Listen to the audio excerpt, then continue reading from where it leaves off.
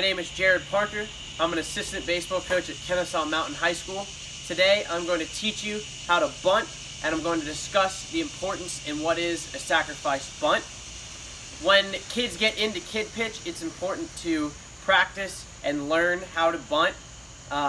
Going forward, it can be the key to winning close games.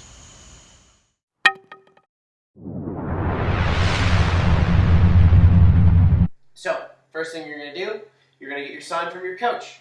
Now you know that you have a job to do. You have to put a bunt down. So, you're going to step up in the batter's box. This gives you more room in fair territory to bunt the baseball. Alright? Next thing we're going to talk about is squaring up towards the pitcher. We're going to call this the pivot. Okay? So we'll talk about the grip in a second, but when you pivot, you're pivoting your feet. You already have your grip when you pivot around. You're not stepping anywhere. You're not stepping to square up towards the pitcher. You are pivoting your feet. Alright? Next thing we're going to talk about is doing it in a flexible position, because you need to be able to bend your knees up and down to the level of the pitch. Alright? You're not going to drop your bat head down for a ball down here. You're not going to raise it up for a ball down here. When you're in your pivot, you got to be able to bend up and down. Notice how my bat head is parallel to slightly above. This enforces you to foul the ball off less or stop you from popping it straight up in the air. Okay? Alright, now we're going to talk about the grip. So I'll come give you a little angle that you're going to, at the bottom of the barrel, you're going to pinch with your pointer finger and your thumb. Alright? And you're going to do that as you're pivoting around towards the pitcher. You're going right into it, okay? So next thing we're going to talk about is angling the bat to where you want to bunt the baseball. So, I'm a lefty. Let's say I want to bunt it down the third baseline.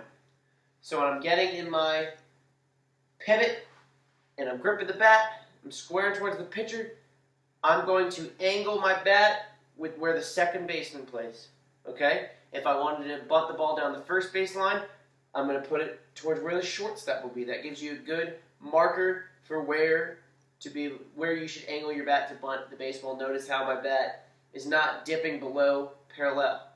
Okay. Alright, last thing we're going to talk about is stabbing at the baseball instead of catching it.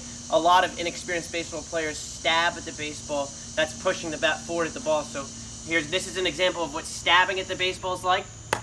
See how I push the bat forward at the ball? You want to catch the baseball.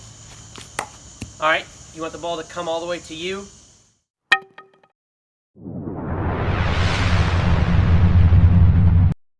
Alright, so now as you can see, I'm going to put it all together for you. I get my sign from my third base coach right there, who happens to magically be standing in my living room. Alright? Now I know I've got a bunt. You can see me step up in the box. Rule number 1.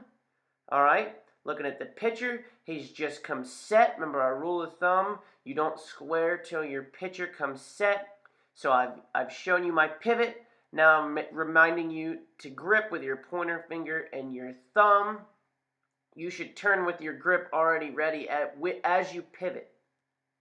Alright? So now we got to remember to angle the bat the proper way. As you can see, it looks like I'm bunting the ball down the third baseline because I've got it angled in line with the second baseman. Alright? Now I've got my ball tossed to me, and I'm catching it instead of stabbing at it. Alright? And that is us putting it all together, and we've just laid a sacrifice bunt down the third baseline.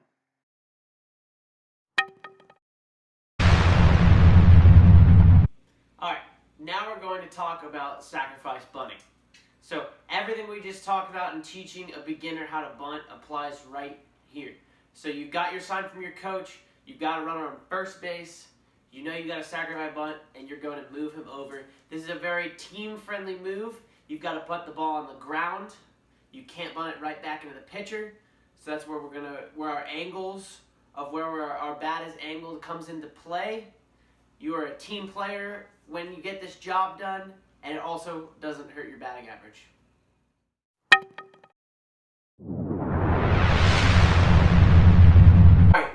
To close today, we learned about how to teach a beginner how to bunt, and we discussed a little bit about what a sacrifice bunt is and what it means. So we talked about getting up in the box, the pivot, how to grip the bat, bending your knees up and down to the level of the baseball, angling your bat, not lowering your bat below parallel. We're moving up in the box so that we have more area in fair territory to bunt the baseball, and you want to catch the ball, you don't want to stab at it, all right? When it comes to sacrifice bunting, we talked about how you're moving a runner over. You don't want to bunt it right back to the pitcher. You want to get it closer towards the line, but it doesn't have to be a perfect bunt. That tends to be more a drag bunt.